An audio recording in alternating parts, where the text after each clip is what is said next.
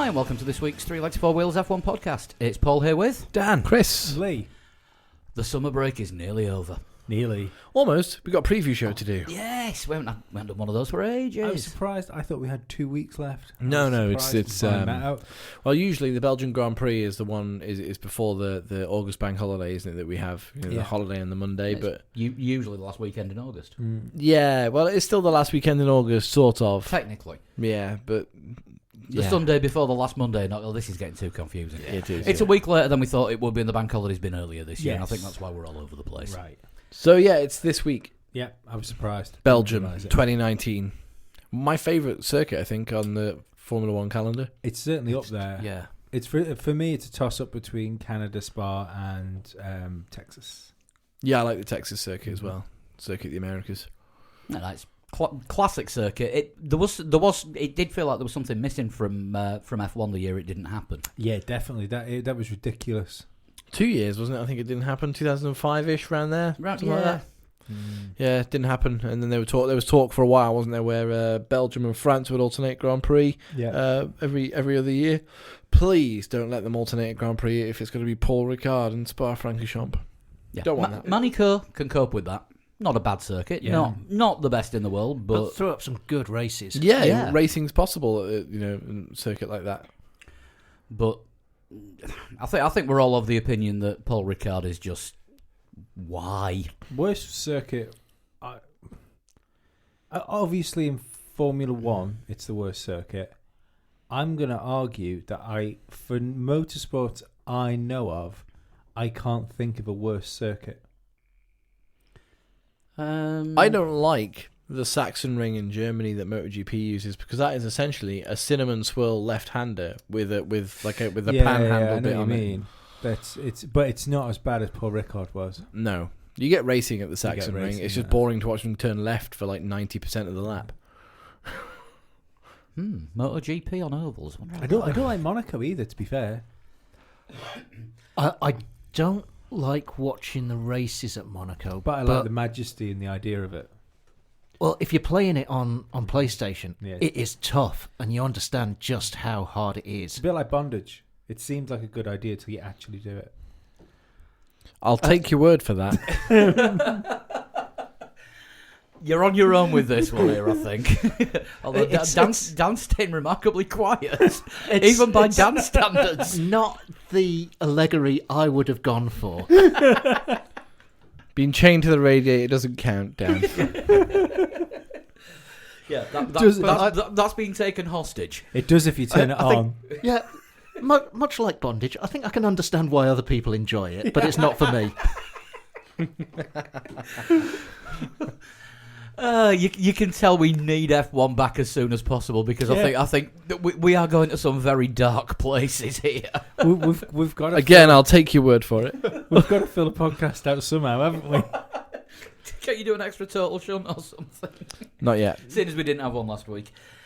So what have we got in the news apart from not a great deal? Red Bull have been making a big fuss over Albon's seat fitting today. Yeah, Albon's had a seat fitting. They've used a couple of opportunities to I post thought pictures. they were just like totally adjustable now. Like it was like a one size fits. It's just a all. beanbag. Just a booster seat. Yeah, they've crossed out Kvyat's name now and wrote and Gasly's name underneath. So there's two names now crossed off on that seat, and now is Albon. They've written in permanent marker, Albon, it's definitely your seat. Are you sure? It doesn't fit very well. No, it's your seat. I'm sorry to the person that tweeted this, because I noticed they tweeted it this afternoon and it cracked me up, and I forgot what her name was. But she posted a picture of Albon's seat fitting up with the caption, "Please be nice to this one." Yeah. I mean, Alex Albon's been at the Red Bull Centre in Milton Keynes today, having his seat fitting. It's all smiles, everything's all wonderful. Alex Albon in his Red Bull gear, first day at school thing, big school, if you will. Has Gasly had his seat fitting? No, but the somebody They thought it don't was care about him anymore. No, exactly. Somebody retweeted Still have last year's, won't they? Possibly, yeah. quite possibly, yeah. The somebody tweeted that Gasly it was a retweet that Gasly put up in November, I think it was, last year. Last day with Toro Rosso. And He's in real trouble, Gasly. Yeah, little Real did he know he would be going back there. But yeah, hopefully he does okay at Toro Rosso. I think this is his last half season in Formula One. Maybe we'll see how it breaks him. It does depend on what happens when he goes there. Oh yeah, no. If he does well, he might be okay. But I think the rest of the season is going to be a straight shootout between Kvyat and Gasly to see who's going to partner award. I don't reckon O'Ward will be fully ready by this time next year, and I think we'll take a chance on Yuri Vips and ruin his career instead. And I don't think Kvyat will be in the team next year. I think if he can be, he will be. If Toro Rosso want him, I think they'll keep him. I think Helmut Marko might end up putting himself back in the car at this rate. He might even end up being in Red Bull next year. Yeah, he might be, depending on how Albon gets on. Yeah, personally, I think Albon has shown enough that I think he can handle what's coming his way so far. Anyway, yeah. Let's hope it all works out well for him. We've seen as well this week the 2021 50% scale model in the tunnel. Yeah, I think was it Sauber's air tunnel. Oh, was it the Sauber? Yeah, so the Sauber wind tunnel, 50% scale model of it's the proposed regulations for 2021, isn't it, that they're running. But if you looked at the actual model, the 2017 model that somebody posted up, and then the cars how they were in 2017, they don't really look anything alike. So, but the stuff that we saw on there we quite liked. I'll tell you one thing I really enjoyed. The Venturi tunnels, the airs under the side pods. Yep. That took the air under the floor and then had released it out the back. I think these... It's Formula Flood. Sucking the cars to the ground. I've been a bit sort of pessimistic about what's going on with the 2021 rules, and we keep saying like 2021 rules are going to turn around in 2023. I don't think Formula One's going to have that option because I think what's being put out by Formula One is they're strong arming like the teams into doing what they want them to do, which is the way it should be. Yeah, because it's unheard of. Well, but if you think of the if you think of what a PR disaster it's going to be for Formula One in 2021, if they've been building up and building up and building up, and they go, and no. And I think as well, so much money being spent. For Formula One with Ferrari, but with no overtaking and no racing, would be far, far worse than Formula One without Ferrari, but with close racing. But Ferrari should be all fucking for this. You look at where they are and where they have been. They can't catch Mercedes. They above anybody need something. They've got the resources to handle a big rule change. Yeah, and they've got the resources to handle a big rule change and maybe end up on top because of it. So I don't understand why Ferrari would want to continue the way they are doing and continually be second best. They have an opportunity, don't they, to reset the balance. They've got the staff, as you say. They've got the resources. They've even got the opportunity to say to Formula One, well, yeah, that's okay, but let's work really closely together on this. Yeah. Do you know what I mean? As a senior team in Formula One, let's see what we can do. A bit like the manufacturers did with the blueprints for the 2014 hybrid regulations.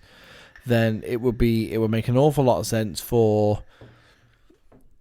That's when Mercedes got the jump, wasn't it? But that's the point I'm trying to make. It would make an awful lot of sense for Ferrari to try and work with it rather than against it. That's what I'm trying to say. Go with the flow, literally go with it and embrace it. You never know, they might end up with a bit more success than they've had so far this year. I'm a big fan of the closed-in wheel rims as well. I think that's a good idea. Was it Braun the last car to do that in 2009? Yeah. I've always thought they look quite cool. The moon discs. The fact that the nose stops where the front wing stops as well. I think that's a real 90s throwback to like the 90s F1 cars. Stronger as well. Yeah, and like if you look at the rear wing too, like the curve on it, it's almost a semicircle. The curve going up. Like you don't need to be an aerodynamicist to understand that the air's going to hit that car, be funneled through, and then thrown up over the following car. So no, I think the cars look great. I think the Halo looks really good as well. Because they've moved it forward, haven't they? Yeah, and I it's- think that's in preparation for a screen.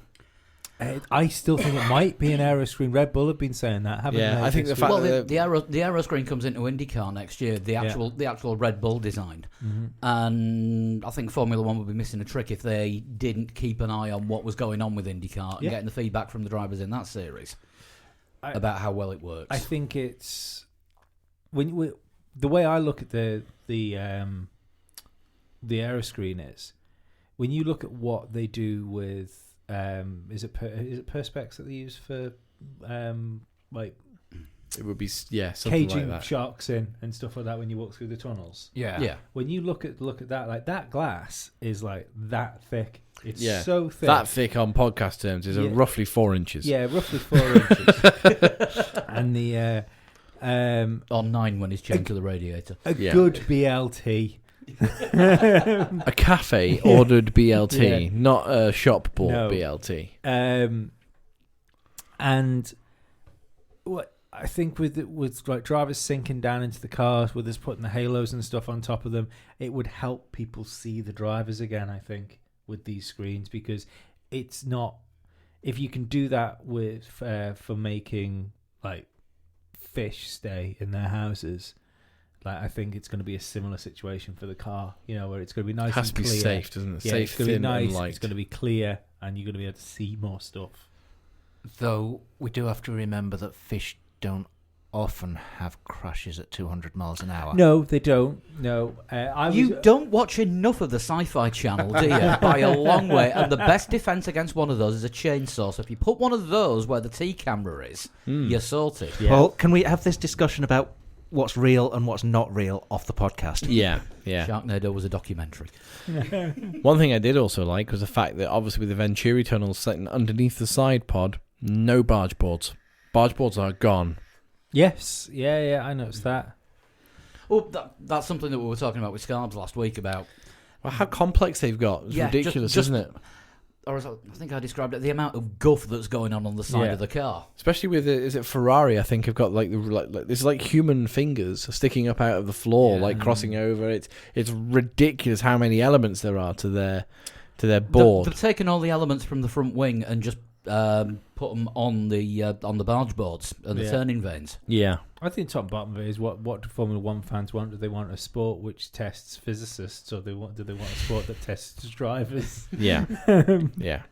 I think what they need is a return to the 1950s cigar-shaped cars. No wings, no aerodynamics whatsoever. Was it Formula Classic. Yeah. a bathtub full of petrol with a missile strapped to the back? Well, you could put modern safety standards on them. Where's the fun in that? All right, a bathtub full of petrol with a missile strapped to the back and a halo. The only halos you got back in those days were the ones you got at the fucking gates. But I mean, don't forget, half of those cars had mini bars in them. It wasn't unheard of, was it, for drivers to put down their gin and tonic, stick their driving goggles on, and go and race? no. So Well, I mean, And then have stop for a coffee and a cigarette while their wheels were being changed. Well, yeah, Yeah. back in those days, the pit stops when they were needed took that long. The driver would get out and have a fag, Yeah. and probably a brandy as well. Crazy. Back when men were men and elephants were woolly. well, you say it was back then. I seem to remember Mercedes pit stop in Germany taking about that long. Yes. Yeah, I wonder if Mercedes have fixed their emergency pit stop routines for future races, because that really did screw things up. Yeah, they made a Of course it mistake, did, but yeah. they Well, made- Hamilton made a mistake followed by a pit stop error. It's but you've got to think about the amount of races where they didn't make mistakes. There's no reason to analyze things. I think that can damage things actually. over analysis. Yeah. Over analysis. 1985, no one died. Yeah, I think trying to rearrange your procedures to protect against something that will happen once in every 500 races Yeah. might not be worth it. A million to one chances happen 9 times out of 10. Terry Pratchett, I know. Other thing that came out this week is the potential of a new team on the grid for 2021. Panthera. Panthera. Panthera. Wasn't Panthera in Thundercats? I was going to say it was a Pantano. Thundercat, wasn't It it? was Panthro. Panthro, was it? Panthro, yeah. Panthro, yeah. Right. He was my favourite. And Lion-O. Mm-hmm. He was not my favourite. No. This team looks like it's made up by a lot of ex-Mana staff. Yeah, ex-Mana management and then some other people who have been... The details are quite... Someone from Caterham as well. Yeah, details are quite vague. goody. Yeah, Mana and Caterham, they did really well, didn't they? Let's not put... You crowdfunded Caterham. I did crowdfund Caterham because I wanted them to make the Abu Dhabi Grand Prix, and they did. Complete with Will Stevens. Yes. I liked Will Stevens. Well, he was not very good at racing, No, but I just think it was nice to have somebody from The Only Way is Essex on a grid. It was weird. and I think to date the only driver to have ever called another driver a muppet over team radio. Any guesses as to who he was calling a muppet? Because I can remember. Was it Maldonado? I'm going for Maldonado. Ericsson? Grosjean. Beaker. Yeah. An actual muppet anyway. I think we can all take half a point from Yeah. our answers. Yeah. All very good guesses and perfectly reasonable. I'm pretty sure it was Grosjean at the 2015 Canadian Grand Prix. I think it was anyway. May have to look that up if we can actually be bothered. I might do that in a minute. I think we do need a new team on the grid, but I'm concerned because They're operating out of somewhere near Silverstone, but it's not an actual Formula One factory. It's just an industrial unit. starting to sound more worrying because the last thing that we want is another Caterham, HRT, Mana, Lola. I was saying situation. that within or the even rules, Williams early this year. Absolutely, Yeah. But within the rules now, I mean, are things like that less likely if they're going to walk down the Haas type of path? That's what they said they want to do, isn't it? You know, Yeah. they're aware that that's a possibility for them. I wonder if they are just going to knock on Mercedes' door and be like, "We'll sell out to you completely if we can have one of your drivers, and we'll essentially be your B team." The problem is though, under the current regulations, they can do the Haas model, which is all fine and good, but under the engine supply rules, they would have to use, I believe, either a Honda or a Renault. Honda. Because they are the teams that supply the least number of... They are the suppliers that supply the least number of teams. Ferrari supply two, don't they? Yeah. Is that... I thought that was the... If you supply the least number of teams, if a team wanted an engine and nobody else would supply them. You have to. I think you can still walk in and buy a Mercedes engine. Oh, probably. If you want one. Yeah. Right. I thought it had to be anyone new coming in has to go to the supplier with the... If they least can't number find of an engine, but they're Yeah. willing to participate, it would Yeah. have to be either. I think it has to be Honda because Renault have a works team. They have a de facto work. There is not even de facto. It's an actual Renault works team, whereas Honda don't. They're literally a supplier. So I think Honda would be the one they would have to go to. I think you can buy whatever engine you want to put. Of course on you the can, car. yeah. But I mean, if no one would supply them for whatever reason. But the thing is, if they're thinking of coming in 2021, that means that obviously the infrastructure's already been started up. Well, they've asked for the drawings and they've asked to be included in their technical meetings from now It on. would just help knowing what F1 was going to be in 2021, just to give them less of a disadvantage. Hands up round the table if you think they're actually going to be called Panthera Team Asia by the time they get on the grid in 2021. Oh, there's guaranteed to be a big sponsor in there. Absolutely not. Absolutely not. I quite like Panthera Grand Prix though. The current name is Panthera Team Asia. Yeah, if you just get rid of the Team Asia bit, I think that's quite a cool name. It just sounds a bit. It sounds like an overrated metal band. One too many. Steel Panthera. Death to all but Mercedes. I don't know. It just sounds like it should be in a cartoon.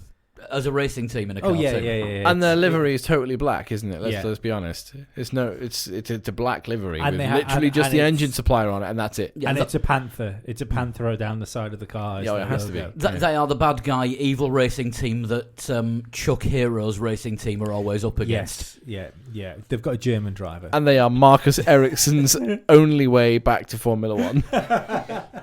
Well, it looks like he's going to be potentially out of a job next year. Apparently so, because McLaren. Has he done badly?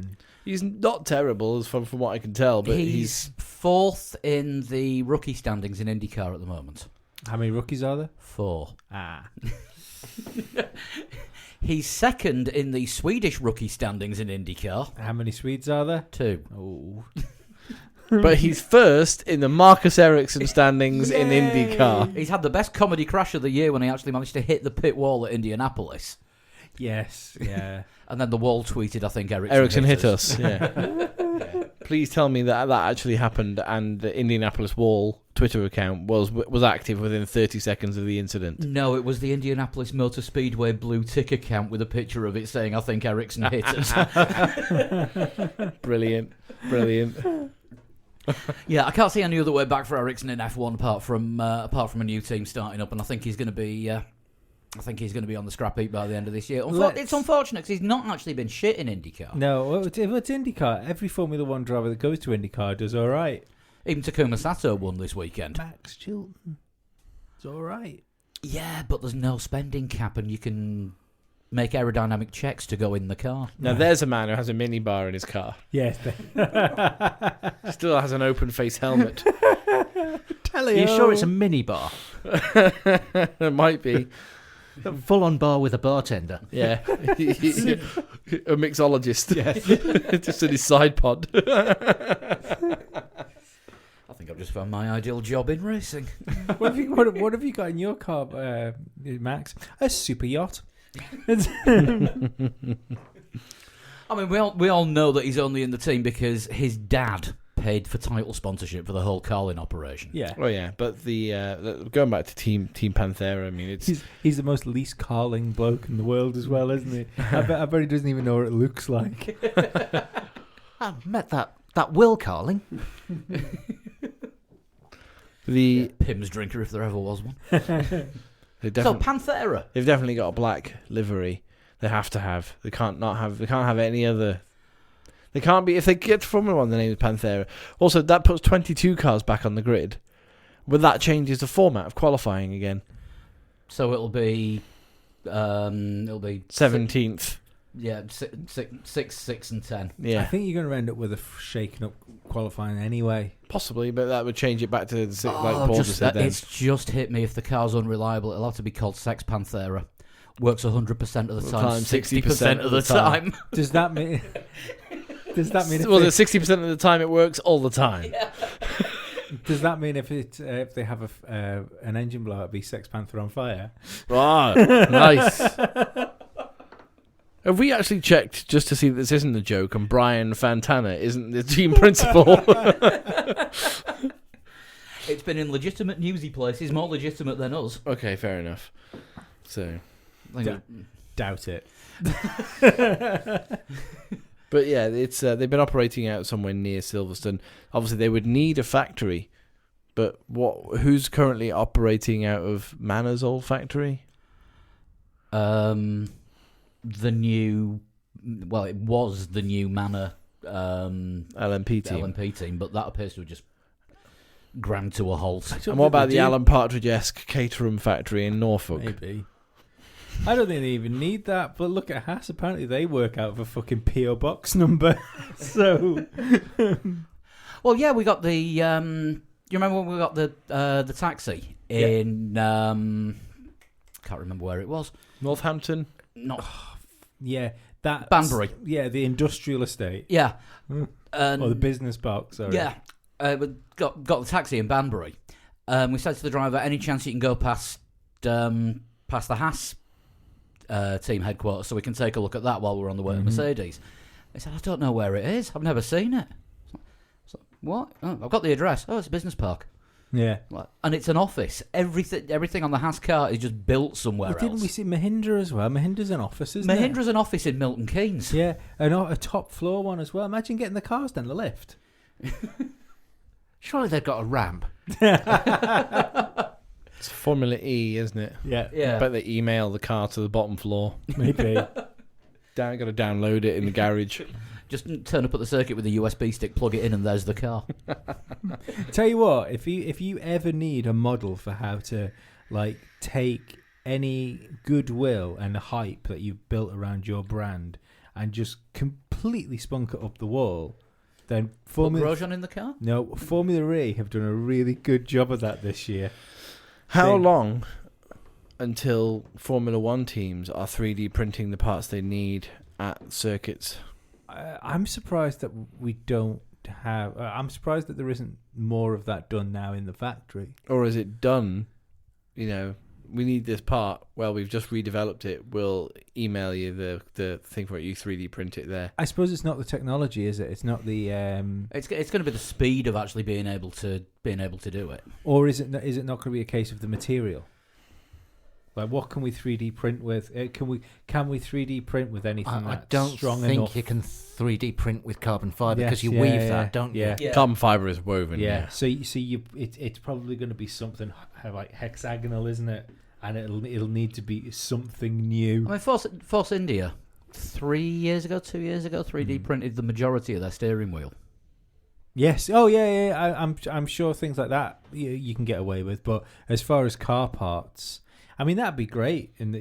For a team like Haas, they need front wings. Like no one. Well, that's a hell of a size of a 3D printer. They need Star Trek style replicators. Yeah. But that's why DHL is a logistics partner of Formula 1, isn't it? Mm-hmm. They do get things there like as soon as they possibly can. That would have to be cheaper in the end, though. If you could buy barrels of like liquid carbon fibre, and in a part of your motorhome is a huge 3D printer, that's got to be like logistically cheaper than like using haulage firms, and possibly kinder to the environment. Yeah, that's kind of a bit of a fallacy, though, isn't it? Because technology has an issue with not being kind to the environment, especially like high technology. But putting something that's 2 inches by 3 inches in a box and then driving it to the airport and then putting it on a plane and then flying it halfway around the world for the next day so that they can then use it on a car. Worst set of World Party lyrics ever. I don't know, because you're talking about technology that doesn't exist yet. We're also talking about a sport that burns a shit ton of fossil fuels to go around in a circle. Only 100 kilos per car per race. And McLaren are carbon neutral. 100 kilos, so that's 2 tons. Yes. Yeah. For anyone that doesn't know, the places where they say they're carbon neutral, it's a fucking buzzword bollocks thing. Means they buy carbon credits from someone who says, have some carbon credits and pay me money. It means it means that essentially that someone else has taken the brunt of their shit. Yes. I just thought they paid for some trees or something. I think that's they've paid for something. Right. Mm-hmm.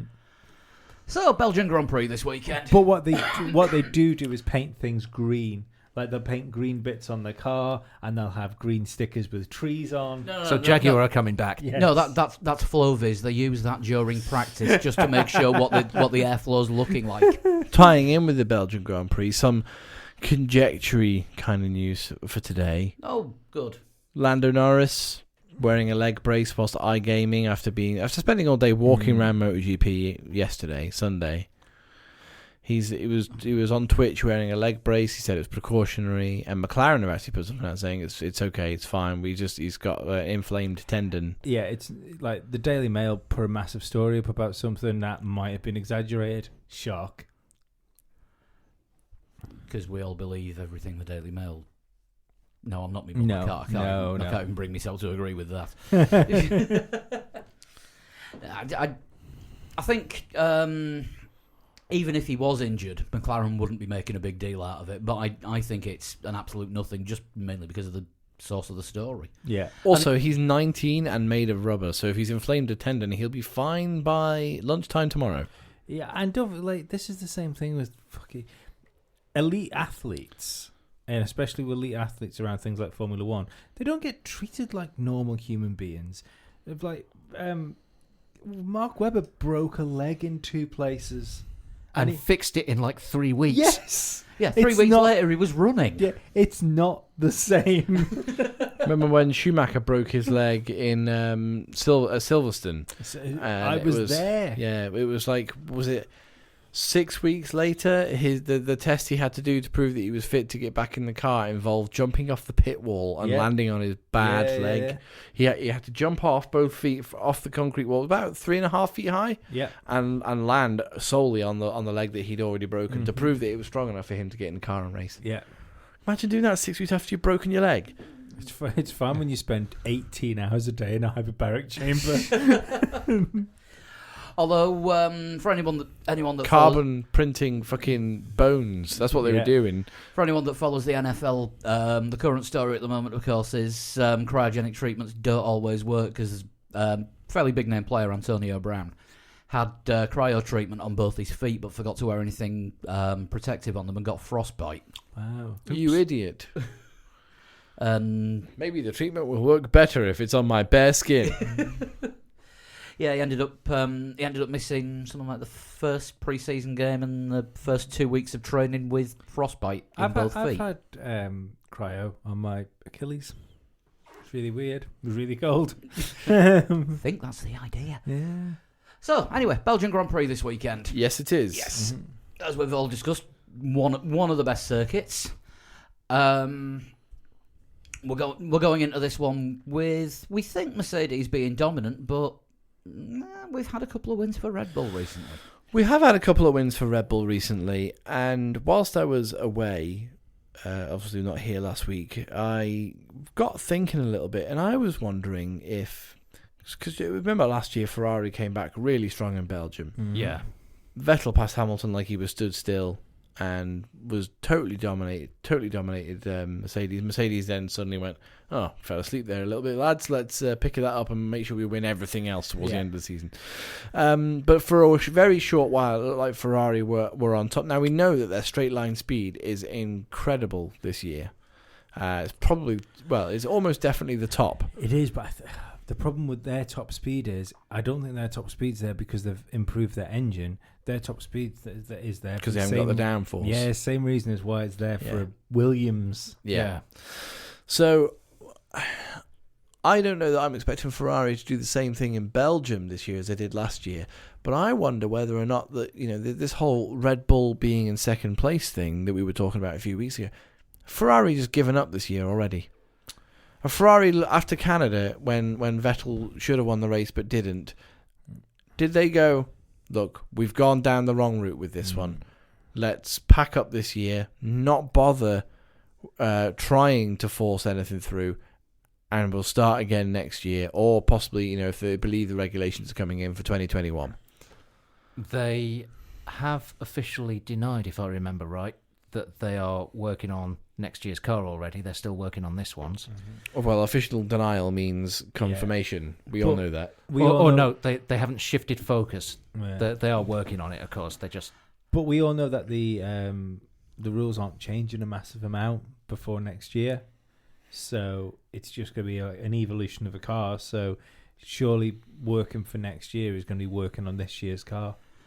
They also said, I'm trying to remember, it was round about the British Grand Prix, that there will be updates on the car for the next several races. So, but again, this could tie in with not a massive amount of changes coming in for next year. So whatever they built on the car for the rest of this year will still work in 2020. Let's not forget that this year's car is like the proper, like Ferrari being properly into James Ellison not being part of their team. Yeah. I think that's really showing is like a weakness within Ferrari is on their engineering department. Let's not forget Kimi Räikkönen is still the last driver to win a race in the Ferrari. Crazy. They haven't won this year. Last win, last championship. I honestly think their last two chances this year, as we were talking about the downforce issue, are Belgium and Monza. Okay, you do need downforce at Belgium, of course you do. You're going to need it at Monza as well. Bet, like Monza. Singapore as well for an outside because it's hot and we know that Mercedes struggle there. Yep. Yeah. But I think that's more likely to be a Red Bull one. circuit, yeah, by the time we get to Singapore. But who knows? Things happen and get... flipped upside down. Just occurred to me. Might need to check this one with Sean, but is Kimi he's the last driver to win for 2 teams because he was the last driver to win out of Enstone as well. Yeah. Last driver to win. Last driver to win for. Technically, it was Lotus at the time. Yeah. Last driver to win a race in a Ferrari. Mm-hmm. Jenson Button's still the last driver to win a race for McLaren. Yeah. Who's the last driver to win a race? Pastor Maldonado's the last driver to win a race for Williams. Yep. It just doesn't sound right. Doesn't sound right. F1 is broken. Yeah. Totally Talking broken. to Maldonado, he's out of work again. Yes, saw that. Yeah. He couldn't come to an agreement with his WEC team, but he says he'll be doing something else. Watch this space. Would you get the new Formula E announcement? He's pushing really hard. He's going to work hard next time round. He couldn't come to an agreement. Was that disagreement, I want to get in your car, and they were like, no. We don't want you to get in our car. Stay away from the garage. You've been fired. We have now spent twice what you bringing in sponsorship on repairs. Well, maybe this Panthera Team Asia thing is just a guise to get Maldonado and Ericsson in the same team. Oh, good God. Please let it happen. Team Please. Pastera. Yeah. Pasteric. Yeah. I'm going to play devil's advocate for Ericsson here. He sorted himself out in the last year he had in Formula One. Yeah, it was his best year in Formula One. And he was always better in the second half as well. Yeah, and he was unceremoniously dumped. Yeah. Yeah, he was okay in his last year at Sauber. But the unfortunate thing was he had Charles Leclerc as a teammate. Now, I think Charles Leclerc is probably Ferrari's best chance of a race winner this year. I think Vettel's head is almost gone. As in, if he's leading a race, he's going to start panicking about what might go wrong, what could go wrong. Someone's catching him. Old Vettel would have been like, okay, well, someone's catching me, but I've got the track position and I'm going to make it really hard for them if they do get close. What was it, 2016? He was about 15 seconds in the lead, and then one of his tyres just decided, right, I've had enough. Yeah, exactly, yeah. So, I think Charles Leclerc is Ferrari's best chance for win. So if Ferrari are going to be victorious in either of these 2 upcoming races back-to-back, I think it's going to be him that does it for them. I don't think they've got the driver. I don't.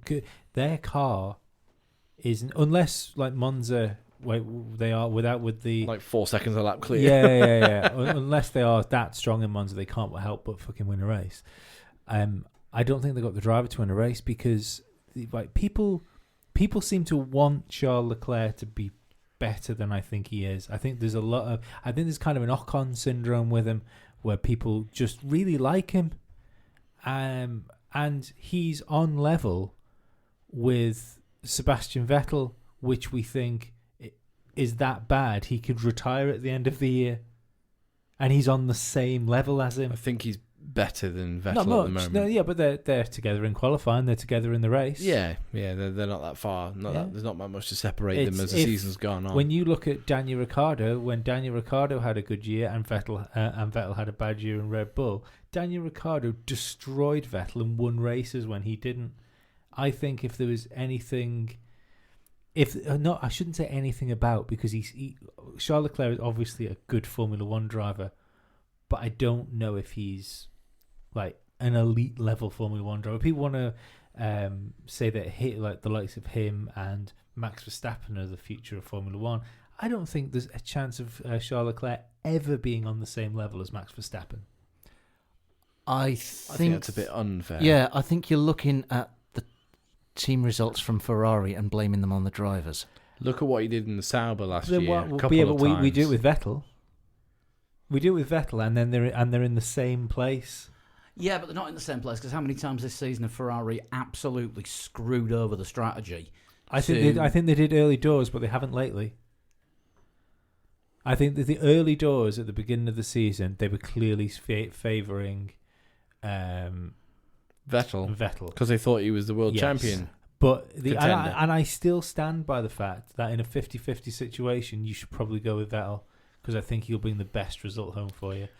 But if you look at the races they've had, actually, they've ended up screwing both their drivers over because they didn't want to give either preference. Yeah. So it's not a case of them just trying to like dumping Leclerc in on lap 4 and giving him like ultra hard tyres just to get him out of the way.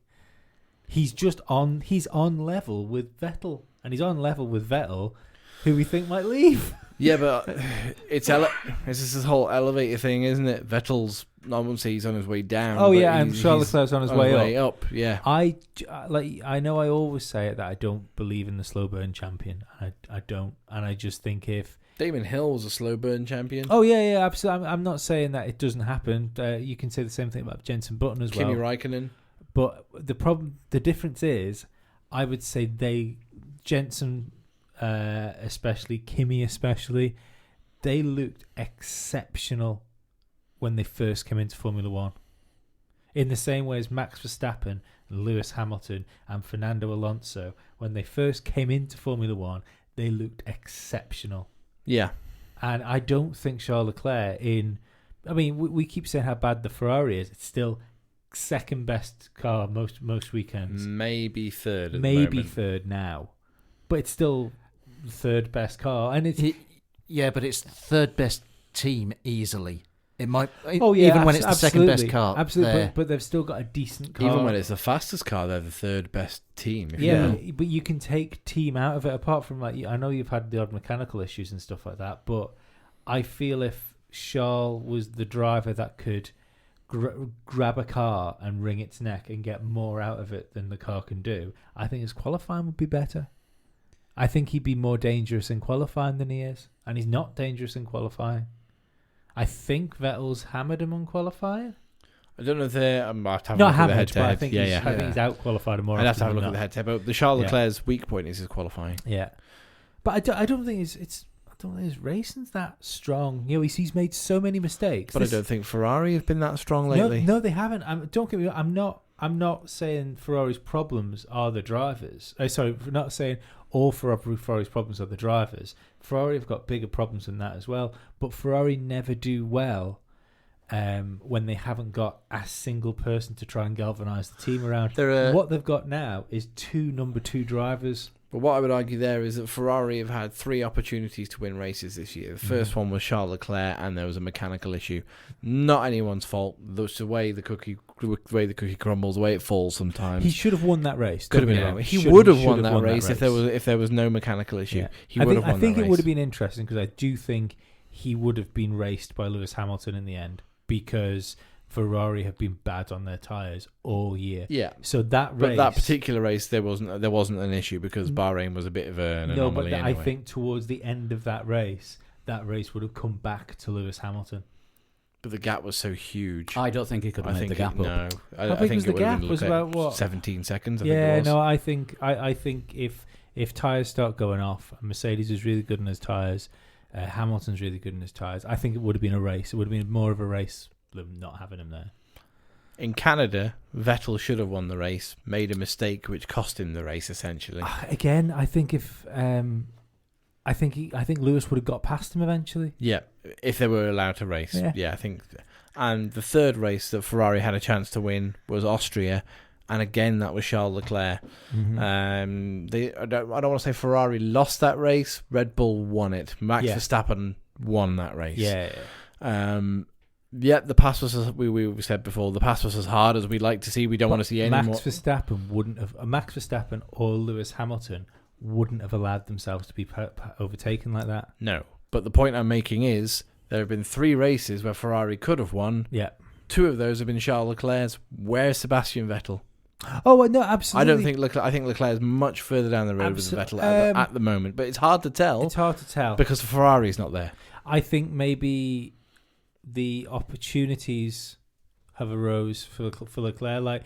It seems that whenever Vettel's on form, the car's only good enough for third. Do you know what I mean? Yeah. Whereas I think it's lucky that, not lucky, but it's on the races where Charles Leclerc's had the upper hand, the car's been better as well. It's been capable of winning a race. To counter my own point about Vettel losing his head a little bit, Leclerc did lose his head a little bit when being chased by Verstappen. Leclerc's crashed more than Vettel this year. No, he didn't crash as such. He just he made a few mistakes but when he was has crashed. Look at Monaco. Monaco. Yeah. Monaco? Monaco. Monaco. I am stupid. Monzu. Silverstone. Yeah.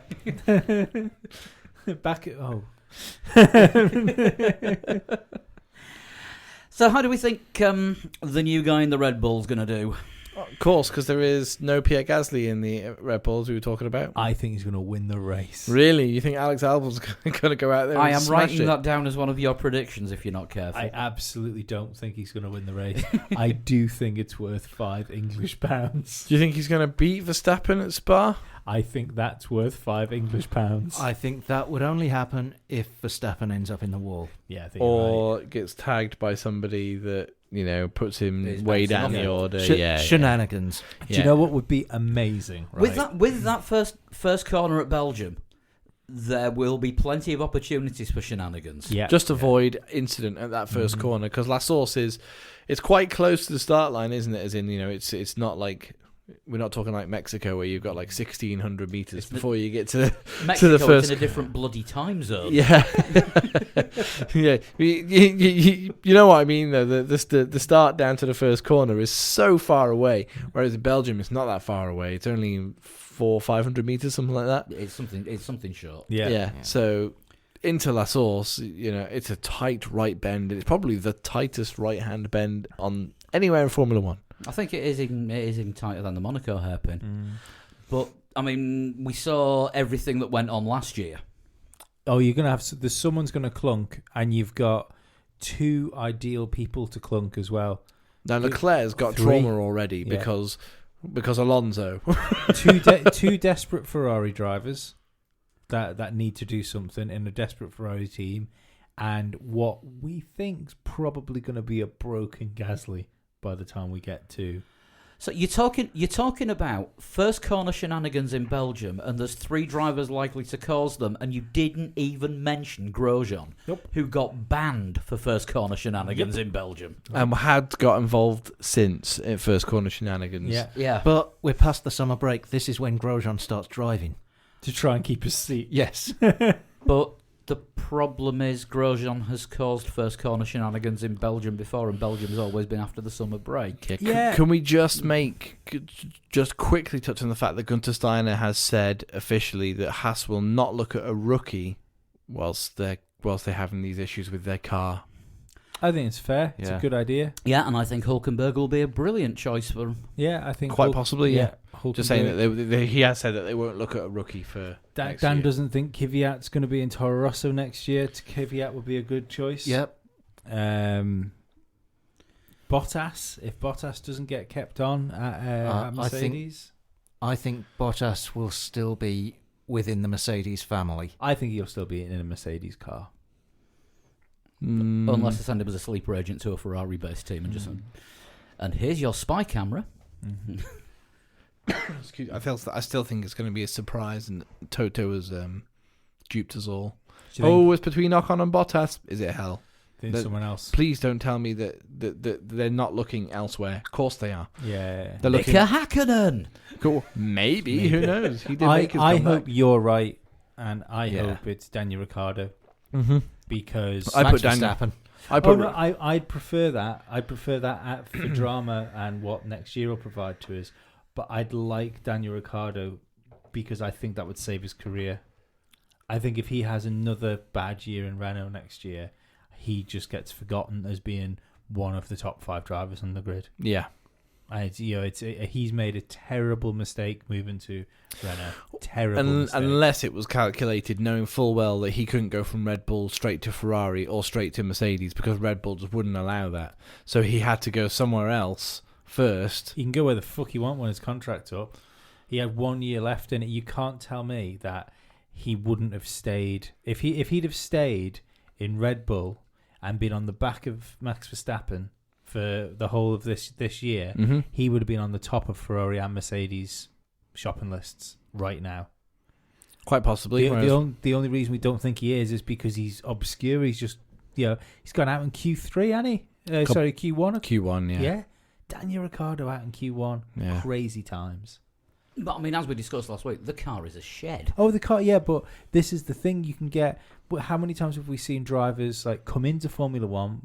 Anthony Davidson comes to mind.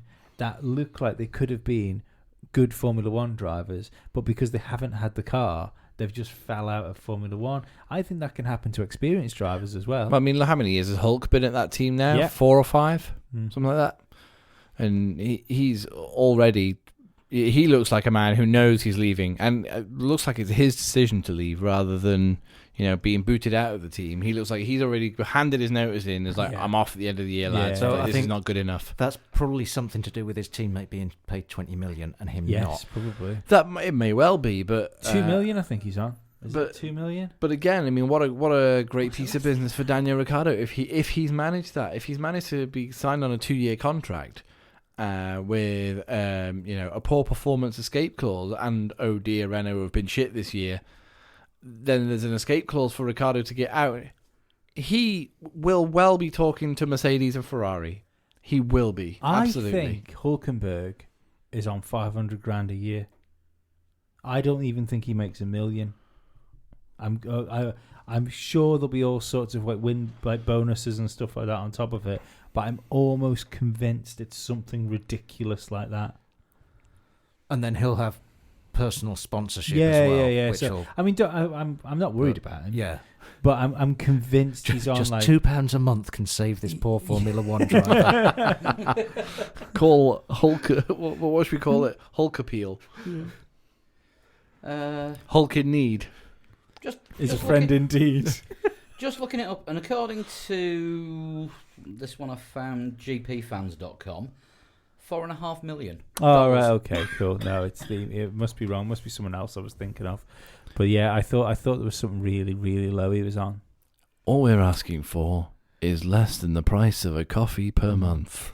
How long's he been at Renault for? If you can help Nico Hülkenberg, call Hulk Aid now. How long's he been at Renault for? This is his 4th season. I think so. Yeah, I think so. He bailed out of Force India just before the car turned pink. Well, I bet that's $4 million then, $1 million a season over the 4 years. No, that's was listing annual salaries. Right. Yeah, and they've been fairly evenly matched, haven't they, over at Renault, Hülkenberg and Ricciardo. Again, two decent enough drivers in an absolute dog of a car. I think Daniel Ricciardo, right situation, is a world champion. Yeah, but this is the thing. I think the Daniel Ricciardo's moved to Renault, and I think he's got there will be a clause in there that says, look, you've promised me this is going to be great and you're going to pay me loads of money, but if it's not great, I'm allowed to go and talk to other teams about 2020, 2021. What the rumour is that his contract is that he can get it. It's only a 2-year contract. Yeah. But you can get out after a year if the car is shit. And guess what? The car is shit. But I think the clause is he can get out of the contract if it's Ferrari or Mercedes. I think it's written. It's team specific that he can leave. That he can terminate his contract early if he's offered a top drive. And they would be the only two that I think he'd be looking at going to. But his old seat, I don't think if he could get out and go back to Red Bull, I don't think that's ridiculous. I think the atmosphere would be very different to when he was there. Oh, if you think about it's Verstappen's team now. Well, if you think about the comments that what's his face, team boss, which is what he was worried about, Christian Horner was saying while he was still there after he'd signed for Renault, it'd feel pretty weird going back. Christian Horner's face looks like he should be a Batman villain. He flips a coin for every decision he makes. So that could soon come round in the same way as I think. You could actually imagine a Batman villain called the Tosser. Yeah. No, Christian Horner's okay. No, I don't believe everything Marco, he says isn't is it? the truth. But I think he might believe everything he says is the truth until Helmut Marko turns around and goes, "No, Christian. Yeah. It's this way now." This is my truth. Tell me yours. Yeah, exactly. Yeah, Man Street preachers. Yeah, I think I don't think it's stupid to think that Vettel might end up going back either. So we're previewing the Belgian Grand Prix here, and we were asking how Alex Albon was going to get on. Yes. And Lee said he thought he was going to win the race. I don't think he's going to win the race, but I think he'll do all right. I think he'll be fourth, 7th. Yeah.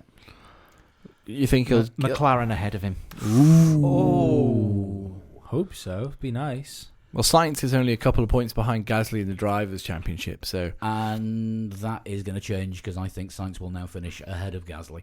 Then again, I think Sainz would have probably finished ahead of Gasly even if it had stayed in the Red Bull. Yes. Yeah, I think so, yeah.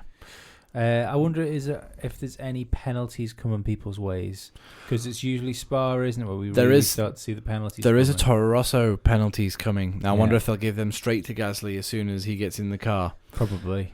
Which would be unfortunate. Well, if there's Toro Rosso penalties coming, will there not be... There'll be Red Bull penalties I mean, Honda have said there are going to be multiple penalties for all 4 cars between now and the end of the season. Yeah. Because of development. Yeah, they've got 3rd and 4th spec parts coming in. So by necessity, that means that they are going to take a hit at some point. Do you know what's really shit about all this penalty shenanigans? Is the fact that it makes for artificial grids. No, it's not that. It's the fact they've made it's there to cut costs, but the teams are still spending the money because they're having the penalties. If the penalties were there and they weren't taking the penalties, it would mean that the cost cutting was working. But they're taking the penalties, they're spending the money, and we're getting robbed. Yeah. Yeah. Yeah. I mean, we lose out in the end because, like I said, it's the artificial grids. Yeah. I'm a millennial. I could be entitled. I know all about it. God. So we reckon. I mean, theoretically, where do you think Gasly would have finished in a Red Bull at this race? 7th or 8th. Yeah.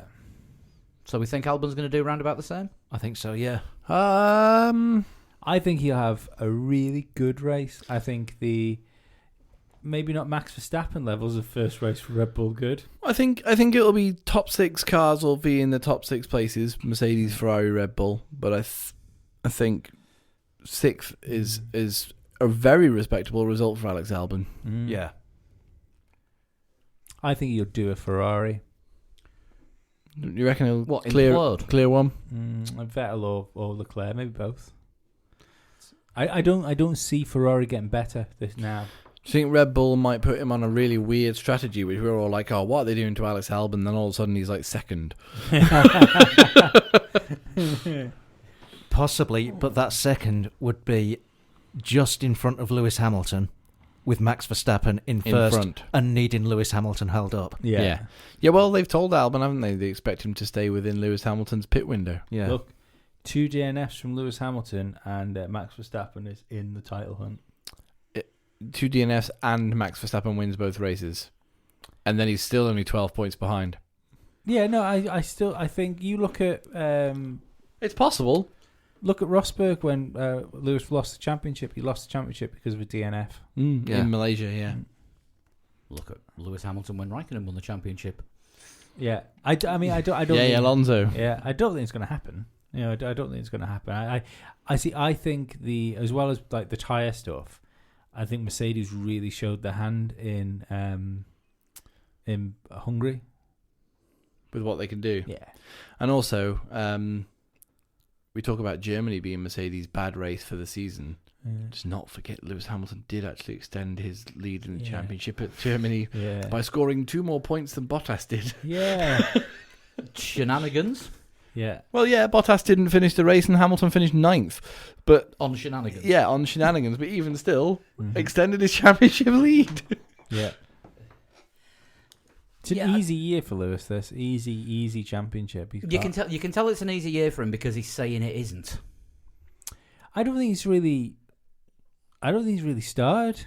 Like I don't think we've seen like a vintage Lewis Hamilton race. You know, I think the closest we've had to seeing like that, like top level Lewis Hamilton was Hungary. Hungary was a good performance, even on those fresher tyres. Just the mental block of having 13 seconds to make up in 13 laps and still having the self belief to do it is incredible. Not just that, but the I want to say bravery, but the trust that he put in Bottas not to run into him.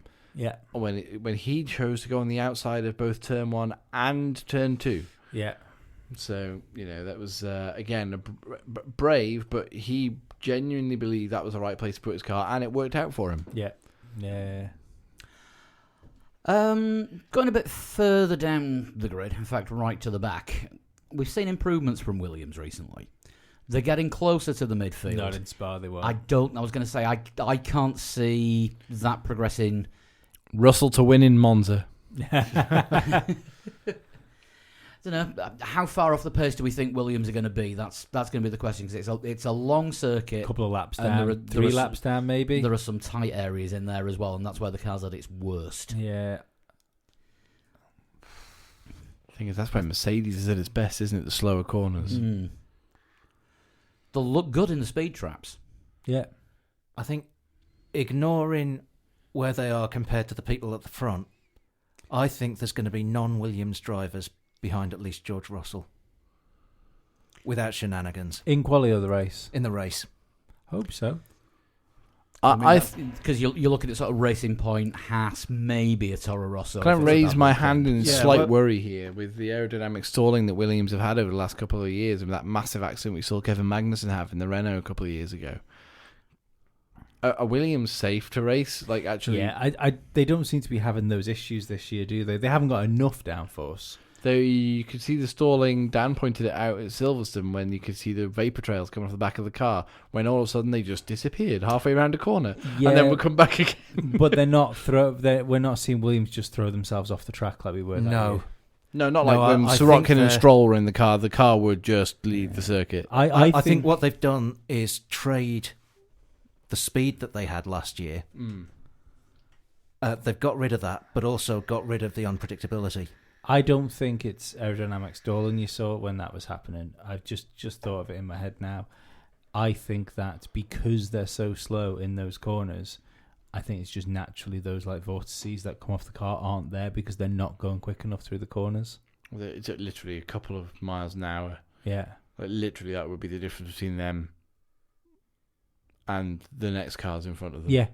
But do you know what I mean? Like, they're going into the corner, and you're seeing like the air spoiling sort of off the back. But because they're going so slowly around the corner, you're not seeing that air. I think that's what it is. But I don't think the difference would be that big to not see it, if you know what I mean. I don't know. I mean, the crazy slow car. If it was like proper aerodynamic stalling, we'd see them sliding off the track like we have done. Yeah, 1.3-ish seconds a lap over 4 miles, is it, Silverstone? 3 point something miles? About that. That's not terrible. It's just, in Formula 1 terms, it's slow. Decades. In Formula 1 terms, it's slow, yeah. But as long as they're within a few tenths of the team in front of them. Who we think are going to be Haas, do we reckon, in qualifying? No, in qualifying, I think it's going to be Racing Point. Yeah, probably. Yeah, Stroll? Absolutely. Pretty much nailed on. I was going to say that was going to be the next question. Stroll to make it out of Q1? No. Depends on the conditions. Stroll to make it out of Q1 in the dry? No. Probably not. Because, of course, Spa-Francorchamps can throw up some very unpredictable weather. Even weather forecasts can say, oh, no, it says there's only a 20% chance of rain today, and it rains for all of the session. And then it tips it down at one end of the circuit and it's bone dry at the other. Yeah, exactly, yeah. Wet would be good for Williams. George Russell nearly got himself out of Q1, didn't he? In the wet. Yeah. Yeah, and also very, very impressive. Was that you talking about the Hungary performance? Yeah, it was a very impressive performance by George Russell in the wet. But I'm with Dan. I think in qualifying, Williams will be ahead of. There'll be a non-Williams driver behind George Russell in qualifying, and probably the race. It's hard to tell. Again, if it's dry, you're probably looking at the two Williamses at the back. But anything else, anything other than that, then it's totally reasonable to think that George Russell could finish way up the road in a wet race or a damp, changeable race. Yeah. Stroll out in Q1. Pretty much nailed on. Perez out in Q1. Probably not. No, Magnussen maybe. Maybe. I don't know, because Haas have looked much better on a Saturday than they have on a Sunday. They can make the tyres work for like a lap. Yeah. And then they just vanish. Mm-hmm. Well, Magnussen was like third, wasn't he, at one point in Hungary? Yeah. Was it Q1 he was third in? And you're just like, where's that speed go? Yeah. Haas could easily be in Q3. Yeah. And then finish 13th and 14th. Yeah. Without hitting each other, all jokes aside. Or in the case of Haas, all jokes aside, swipe. Yes. Yeah. I think out in Q1 we'll probably see the two Williamses, Stroll, Magnussen, and Giovinazzi. I think there's a half chance of Russell scraping himself in if it's wet. Yeah. Wet, possibility. Dry, forget Probably it. not. Shall we do some predictions for the sharp end? Go on then. Right. Have we got a guest predictor this week? We have got a guest predictor this week, and from Finland, it is Santerio Nasty. Hello, Santeri. And he is going for, you won't like this one, Lee, at all, Charles Leclerc win, Okay. Oh, you nasty. Alex Albon second, Ooh, okay. Ooh. Bottas third. Ooh. Santeri expecting either shenanigans or is he expecting a wet race? Has he said any more? Or? Yeah, he's also said, I'll throw in a cheeky fastest lap by Kimi, the king of Spa, Raikkonen. That's not stupid if it's wet. See, he had like some sort of head injury. No, it's Mika Hakkinen that had the head injury, not Kimi Raikkonen. He just talks like that normally. You sure that's not Felipe Massa? And while we're on the subject of predictions from people not here, I've got Sean's, and she's going for a more traditional Hamilton, Verstappen, and Vettel in that order. Right, who is going first while I open Messenger up so I can write these down? I'll go. Lewis Hamilton. A good boy Valtteri Bottas in second with his new Mercedes contract for next year in his pocket, and Max Verstappen in third. Okay. Right. I listened to everything Lee said about the Ferrari drivers and took it with a pinch of salt. I reckon we've got Vettel winning, Leclerc second, I'd already written that down before you said it. Hamilton third. Okay. Chris, you want to go next? Can do. I'm just struggling as to whether or not I should go for a risky wet prediction or do I stick to a keep it safe. Spoiler dry alert: prediction. the best wet weather driver happens to be in the best silver car. Yeah. Yeah. But then it's the other two positions, isn't it? Do you know what I mean?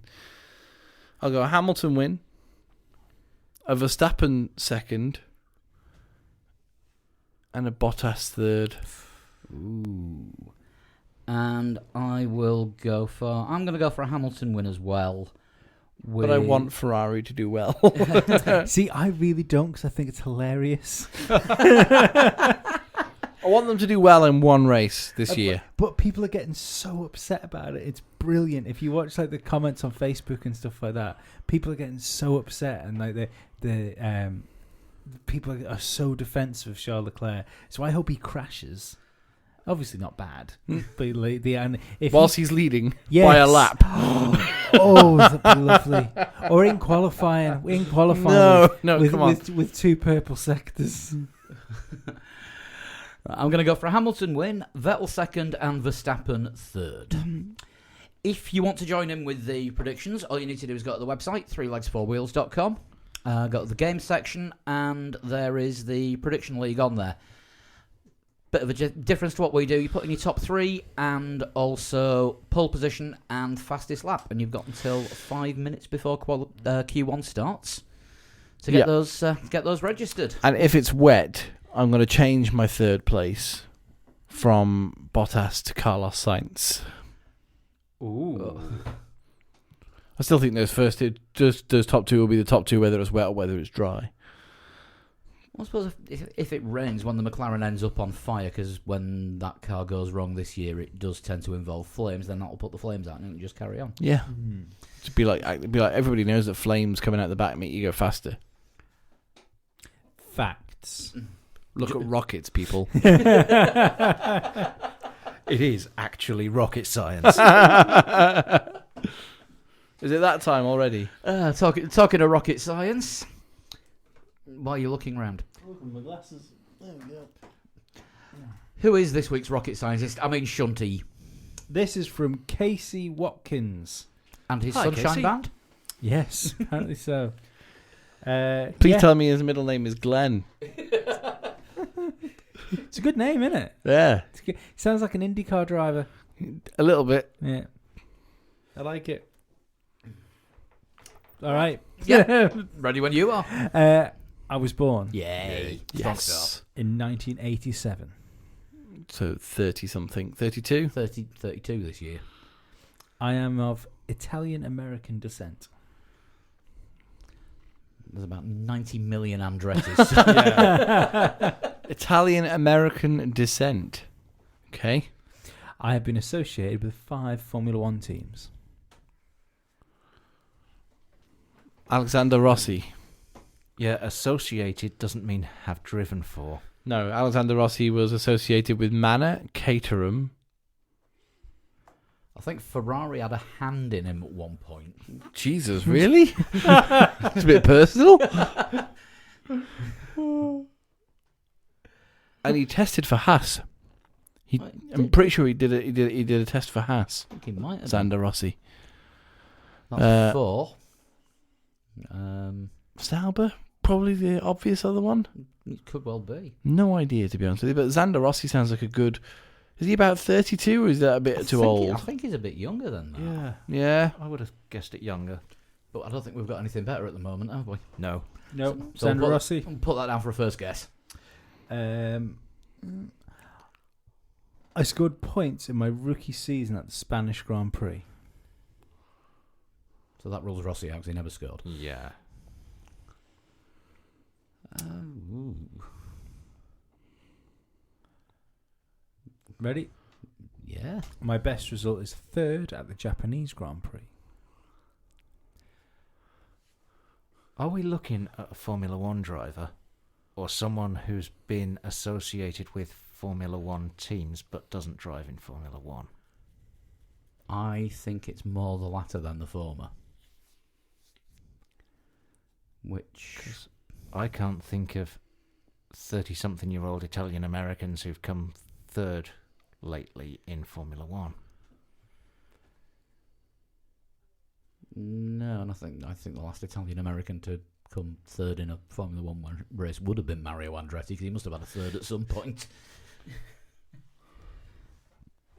Yeah, this is A little tough. this is tough. My best championship result is 12th. Not overwhelming then. Some would say disappointing. Yes. We need a guess on this one as well, don't we? Yep.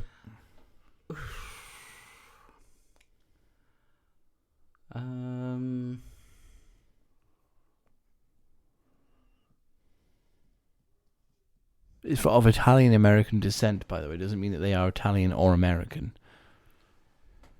No. It means they're both. How many's Rosberg got again? That's 17 at the last count. They had to discount Sealand. It turned out he was lying. He was actually showing his ticket from SeaWorld. Tried to get a SeaWorld passport, though, didn't he? Nico Shamu Rosberg. I'll race under your flag in jet skis.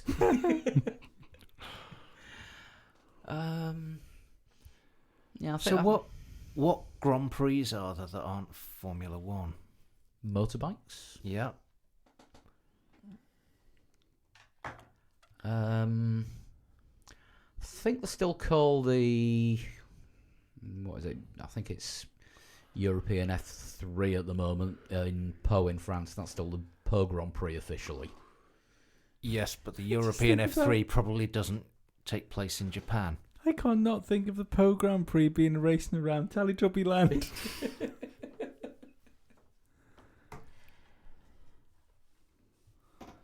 So, Italian-American MotoGP riders. I can only think of actual Italian ones. Yeah, I can only think of Italian ones as well. I'm going to have to rush you. And I can think of American ones, but they're all Yeah. over 32.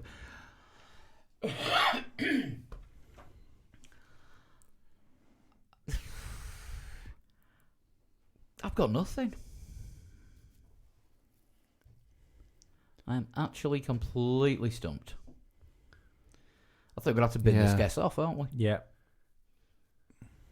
Yeah, go on, bin the guess off and You might as keep well going. throw something. Paul surely. di Resta. It's not Paul di Resta because he never got a podium, but He might have got podium or something. And I think he's older than 32. I completed a test with McLaren, which I lapped Silverstone 1.4 seconds faster than Mika Hakkinen.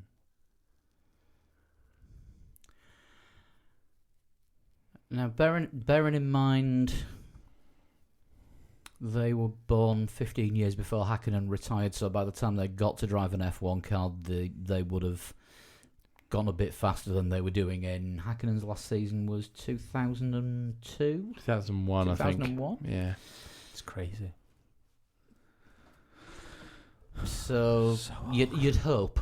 Yeah, but if it was 2001 and then this guy was testing a car at like 18, 19, then it's perfectly reasonable to assume they would have put him in an old car, which could have been Hakkinen's. Could it be someone who does esports? 32 is a bit old for esports, isn't it? Yeah. Probably not in iRacing and such. Yeah. That's true. No, you're not talking like, we're not talking about Dota and Fortnite players. Also, it can't be Dota players anyway because it says Italian American, not Asian. China didn't make the Dota finals this year. Did they not? No, the Americans won. Crazy. Anyway, next clue. But if it is esports, I don't know any of the names of anyone. There's that Brandon guy. I only know that Lando guy and that Max Verstappen guy. Verstappen kid, yeah. There's this young Carlos bloke that apparently has joined their gang as well. Right. But aside from that, next clue. My F1 career was oversaw by Francisco Casting. Francisco Casting. Yeah. So you're an actor then? I take it that's a surname and not a job. Or a casting agency. Maybe. Yeah. Who's played an F1 driver? Chris Helmsworth. But he's Australian. And the guy that played Lauda was Austrian. Well, still is Austrian. Yeah. Daniel Brühl. Yeah. It's I'll read because the that name's fucking my dyslexic head up. FRANC with a little funny thing at the bottom of the C. Francisco. Yeah. CASTAING.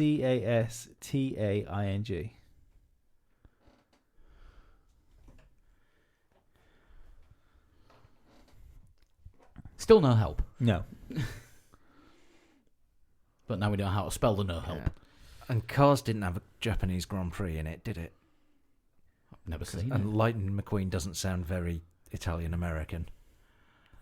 I just didn't want your failure blamed on my low level retardation.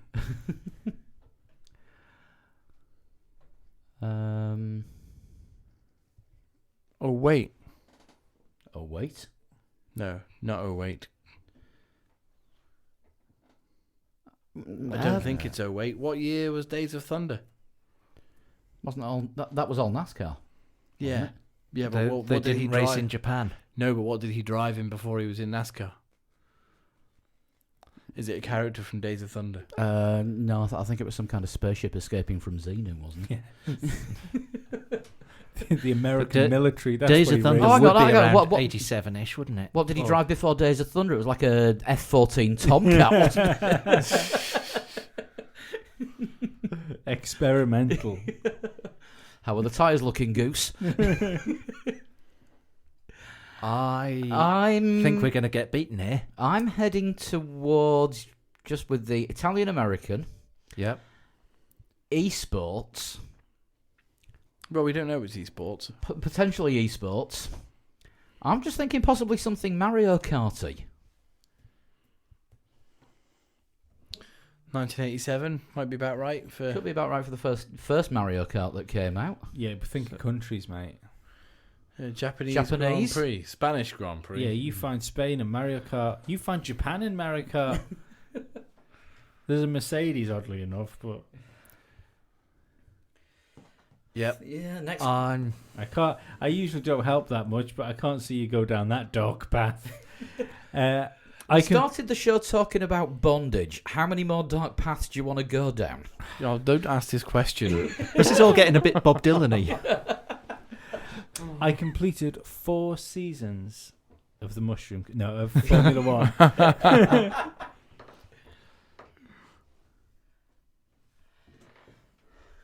To me, it sounds like it could be Paul di Resta, but it doesn't add up with it didn't score a podium in Japan. It doesn't add up with any success. Nope. I'm sure he scored better than 12th in Formula 1 That was over the course of the season. championship, wasn't it? Yeah, championship. Over the course of the season. Yeah, his highest race finish was 4th. di Resta's. Yeah. Yeah, it was 4th, but So he probably didn't come third in the in Japan. Japanese No, Grand Prix. that's it. So good as Hulkenberg. Yay! How would you like to be the Scottish Hulkenberg? Do you know who did finish third at the Japanese Grand Prix? Kamui Kobayashi. Not Now- very Italian or American. No. But would be around about the right age. And that was his only podium.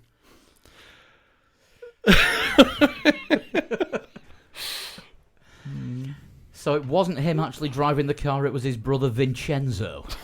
Vincenzo Kobayashi. I like how to drink the sake the way your mama make it.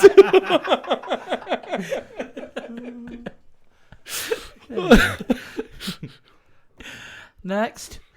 Yeah. I died shortly after my parents divorced. This has a sad end.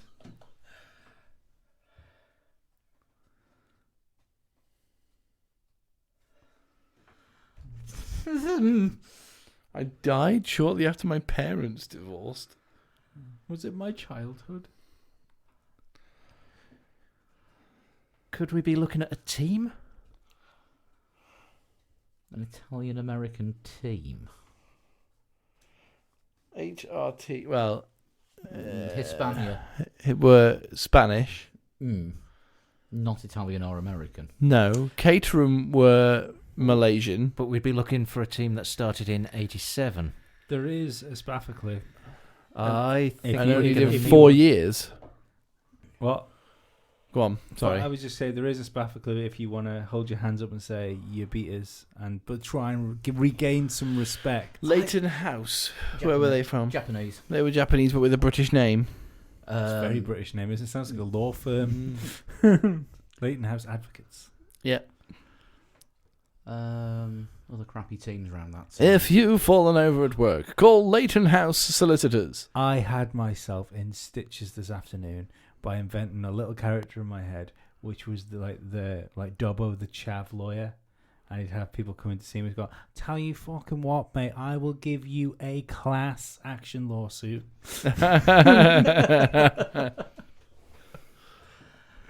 Andrea Moda were completely Italian, were they not? Yes, named after an Italian shoe company. Did Andretti put his own team forward in Formula One? I don't think he did. It was all about the Indy by then, wasn't he? So there was no Andretti team in Formula One. March were incredibly British and did considerably more than 4 seasons. MasterCard Lola sounds like 97. 97. Also, Lola it Ferrari. kind of sounds Italian and American, Yeah. but I don't think they made more than 2 races, did they? I'm gonna have to rush you because I'm sleepy. Pacific, Simtech. It's too late. Yeah. They're all 90s. Okay, Spaffer clue then. Spaffer, you've beaten us. I occasionally appear wearing a 5-pointed star instead of the bull I normally wear.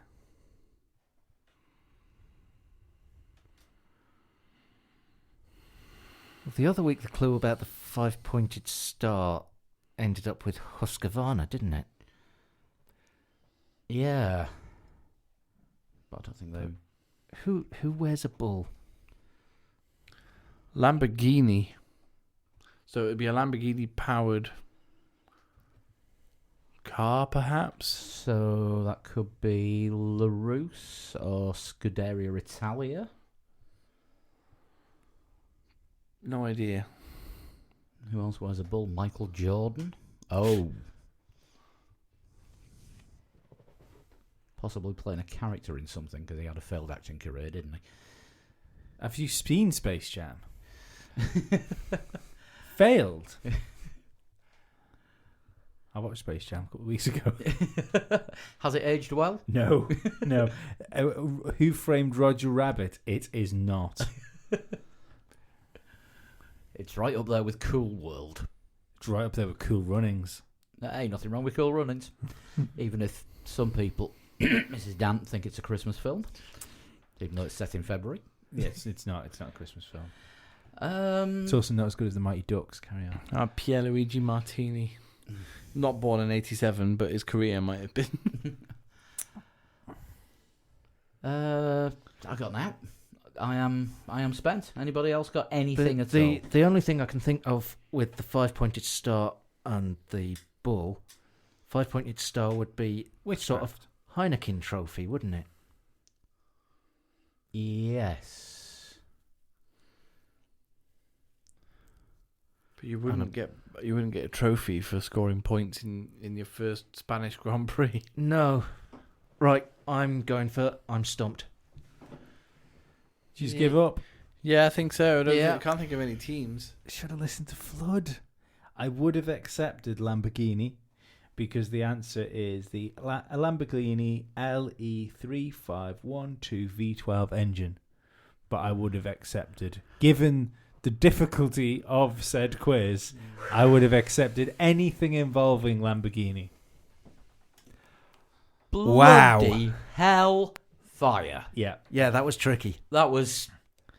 I must admit, I thought when I said I usually wear a 5-point star instead of the normal bull. I've never seen the 5-pointed star on a Lamborghini before. No, but I thought the bull would have got it for you. Yeah. I thought you'd have got it. Well, I you got nearly that. did. Well, yeah. I got it. I know a bull represents Lamborghini, but no, Yeah. generally speaking. So I put to fuck it up with Michael bloody Jordan, didn't he? What, just because I reminded you of Space Jam again? Yeah. Yeah, tough. Have flashbacks. I'm going to Google the 5-pointed star of Lamborghini now. Thank you, Casey, for sending that in. Yeah. That was bloody good. Casey. Casey. Yeah. I said Did you Casey. say Casey Stoner? I thought you said Katie. No, I said Casey. Okay. You're deaf. Did- I didn't say Casey Stone. I'm pretty sure you did. That was one of the potential guesses earlier. I thought you said Katie Boner. Oh, you need your head red. How do you send a total shunt in? You can tweet me at a total shunt on Twitter. You can PM me at a total shunt on Instagram.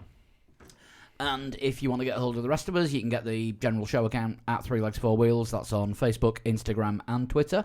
And the rest of us individually are At Flood21.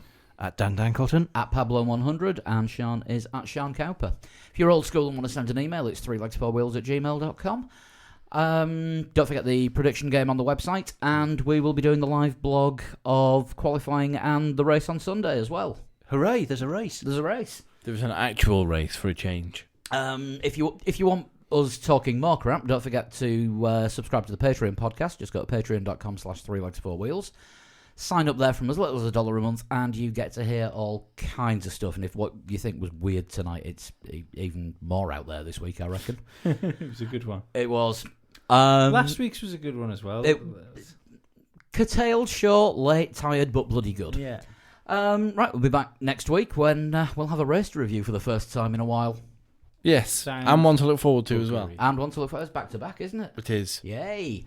Right, we'll see you next week. Thanks for listening. Bye. Bye. Bye.